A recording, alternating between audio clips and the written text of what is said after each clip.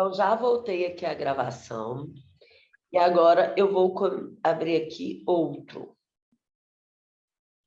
A gente tem tanta coisa, mas tem tanta coisa aberta no meu computador.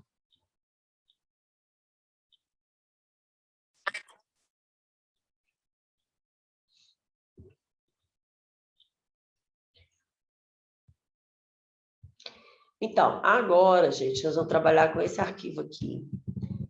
Que, salvo engano, quer ver?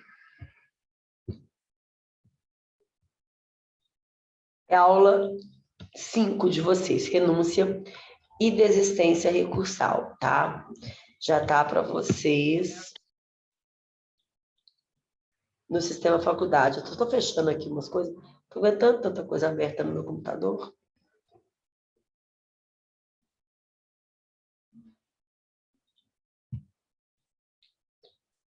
Ok, vamos lá então. Não, não é isso não.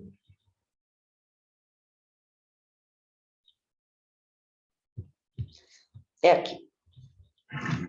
Gente, então eu interpus um recurso contra aquela decisão que condenou o Vinícius a me pagar 7 mil, porque eu quero receber quanto? 10 mil.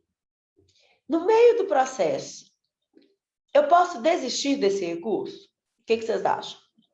Uma vez que eu recorri, eu posso em algum momento desistir desse recurso ou eu tenho que levá-lo para a vida inteira?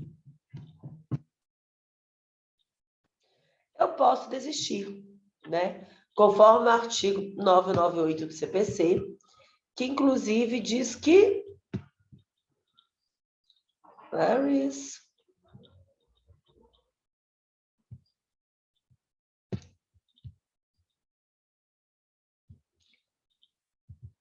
Diz que, quer ver? 998, abaixo do que a gente estava. O recorrente poderá, a qualquer momento, sem anuência do recorrido ou dos litisconsortes, desistir do recurso. Então, sim, uma vez que eu interpus o recurso, eu posso desistir dele a qualquer momento, no todo ou em parte, inclusive. Ou seja, eu posso desistir do recurso todo, ou eu posso decidir só um pedaço dele. Então, eu recorri de 5 pedidos que o juiz julgou improcedente. Eu posso desistir de 2 e manter o recurso sobre 3, tá?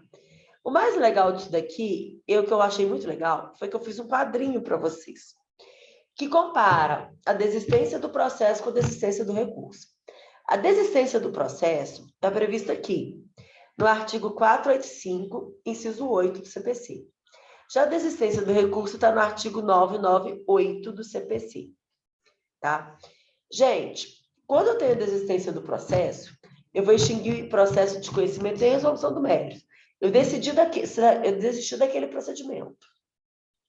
O recurso não, eu desisti só daquele procedimento e vou deixar a decisão transitar em julgado. Então, quando eu desisto do recurso, eu posso ter extinção do processo com resolução do mérito ou sem resolução, depende da decisão que eu deixei transitar em julgado. Eu posso até não ter extinção, se a minha decisão era uma decisão interlocutória, por exemplo, no caso do agravo, né? Mas o mais legal é o seguinte, a desistência do processo depende do consentimento do réu. Se o réu já tiver apresentado contestação, ele tem o direito de se negar, de falar, não quero a desistência, eu quero continuar com esse processo, tá? Porque se o réu já foi citado, inclusive apresentou contestação, ele já faz parte da relação jurídico-processual. E ele mesmo fez um pedido. Qual o pedido que ele fez? De sentença declaratória negativa, que o pedido do autor foi julgado improcedente. Então, se o autor quiser desistir, ele tem que concordar. Porque se ele não concordar, o processo tem que continuar, já que o processo agora é dele também. Né? Agora, na desistência do recurso, não. Ninguém precisa concordar com nada. Se eu quero desistir, vai desistir. Não precisa nem ser homologado pelo juiz, só a minha petição de desistência já vale. Enquanto a desistência do processo precisa ser, sim, homologada pelo juiz. Tá? Alguma dúvida até agora, gente? Quanto a isso? Não. Ok, agora a gente vai falar em renúncia ao direito de recorrer. Renúncia ao direito de recorrer. É diferente, professora, de desistência? É. Na desistência, eu já tenho recurso, aí eu desisto daquele recurso, eu não quero aquele recurso. A renúncia ao direito de recorrer, gente, o recurso nunca existiu. Eu renuncio ao direito, eu renuncio a esse direito. Eu aviso ao judiciário, eu não vou recorrer. Expressamente, eu digo, não vou interpor o recurso contra essa decisão, estou abrindo mão desse direito de recorrer. Por quê? Vou mostrar para vocês aqui, ó. Eu fiz isso ontem. A petição está aqui em algum lugar do meu computador. Está aqui. Tá? É uma petição normal, simples, tá vendo? Eu pus aqui a vara, o número do processo, as partes, que eu não vou... Tá? E aí, os autores estão cientes da sentença e renunciam ao direito de recorrer. Assim, requerem que seja decretado o trânsito em julgado da sentença com a consequente expedição de mandado de averbação. Que caso é esse? Esse casal era um casal de namorados, e aí eles tiveram um filho, enquanto namoravam, tá? Foram lá, registraram um filho, bonitinho. Depois, com o filho maiorzinho, eles casaram. O relacionamento deu certo e tal. Eles resolveram casar. Quando eles casaram, a menina, a mãe, adotou o sobrenome do marido. Aí, olha que coisa que aconteceu. O nome dela na certidão e nos documentos do filho é diferente do nome dela na certidão de casamento dela e nos documentos dela, porque ela mudou o nome dela ao casar, né? E aí, quando o menino foi para a escola, a situação ficou complicada, porque só o pai podia matricular o menino, só o pai podia responder pelo menino. Por quê? Porque pelos documentos da mãe, ela não é a mãe do menino. Já que nos documentos do filho, o nome da mãe é diferente do nome do documento da mãe. Vocês entenderam? E a gente teve que fazer uma ação para retificação do registro público do menor, para constar o sobrenome, o nome da mãe atual, né? Não tem réu nesse processo, mas o cartório só faz se tiver um mandado de averbação, só faz se tiver uma ordem judicial. Então a gente achou ajuizou a ação para isso. Ontem, os juízes proferiram sentença julgando procedente. Se eu for esperar o prazo recursal de 15 dias, úteis, quase um mês, né? Para expedir mandado de averbação, vou perder mais um mês na vida dessa família. Então, o que eu fiz? Eu renunciei ao direito de recorrer para que imediatamente o juiz dê o trânsito em julgado e forneça um mandado de averbação para ela poder já levar no cartório e averbar né, a certidão de nascimento do filho e fazer os novos documentos. Ou seja, existem casos em que é interessante para as partes não recorrerem. Quando elas fazem um acordo, quando é um divórcio consensual, nesse caso, por exemplo.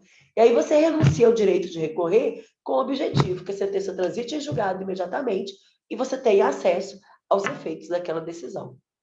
Ok, gente?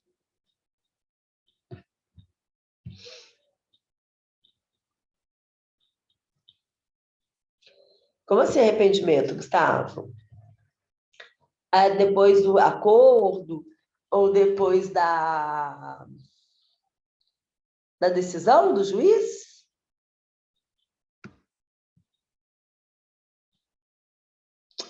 Se você renunciou ao direito, você não pode. Ah, não pode. Não pode. Tanto quanto você renuncia, quanto você desiste. Se você se arrependeu, você vai chorar na cama, que é lugar quente. Não dá. Até porque você quer o recurso novamente, mas o prazo dele já passou. Então, não pode preclusão consumativa. Consumou o fato, não dá para voltar atrás. Tá? E, por fim, eu quero falar para vocês sobre isso daqui. Agora, a renúncia ao direito de recorrer independe da aceitação de outra parte, tanto a desistência quanto a renúncia. E agora a gente vai falar aqui da aceitação da decisão. O que é a aceitação da decisão? É a parte aceitar a decisão que o juiz tomou. Falar, ok, me ferrou, mas eu aceito, tá bom. Né? Tipo aí o Vinícius falar, tá bom, me condenou a pagar 7 mil, vou pagar. Gente, se o juiz mandou o Vinícius me pagar 7 mil e ele deposita o dinheiro no dia seguinte, o que ele está querendo dizer tacitamente? Que ele concorda. Que ele aceitou a decisão. Se o juiz manda ele me pagar... Não, ele pode atravessar uma petição falando ok, aceita a decisão, como também ele pode cumprir a obrigação. Nos dois casos, ele vai estar aceitando a decisão. Tá? Então, pode ser tácita ou expressa, ou seja, tácita através de uma atitude e expressa ele atravessar uma petição falando que aceita. Tá? Se você tiver uma aceitação, ainda que tácita, você não vai poder recorrer. Porque, olha só, considera a aceitação tácita a prática sem nenhuma reserva de ato incompatível com a vontade de recorrer. Então, se o Vinícius pagou, ele não vai poder recorrer. Por que não vai poder recorrer? Porque ele aceitou a decisão. Ele tomou uma atitude que é incompatível com o direito de recorrer, que é cumprir a decisão. Tá? Alguma dúvida, gente? Não? Então, eu vou encerrar por aqui, vou parar a gravação. E aí é o seguinte...